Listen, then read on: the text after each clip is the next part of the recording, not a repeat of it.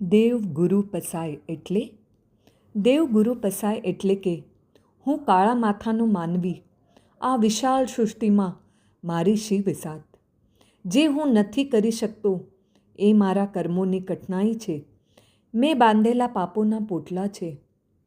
જે કાંઈ થાય છે એ ઈશ્વરની ઈચ્છા છે, પ્રભુનો પ્રસાદ છે, પરમાત્માની પ્રેરણા છે, દેવની દયા છે, ગુરુનું જ્ઞાન છે.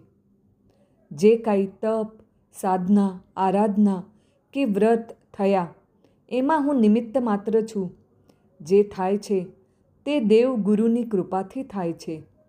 એક રીતે જુઓ તો જપ, તપ, સાધના, આરાધના કરનાર શ્રાવકનો ભૂલે ચૂકે પણ અહમ ન પોરસાય એ માટેનો મંત્ર છે આ વાક્ય દેવ ગુરુ પસાય.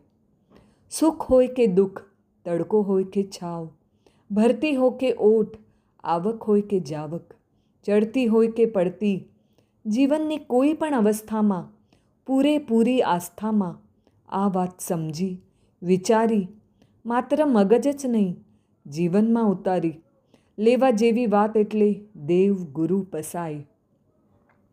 જીવનમાંથી પોતાની બોલચાલ, રીતભાત, વાણી, વર્તનમાંથી હું, મેં અને મારું ની બાદબાકી પછી મનમાં જે ભાવ જન્મે એ ભાવ એટલે દેવ ગુરુ પસાય.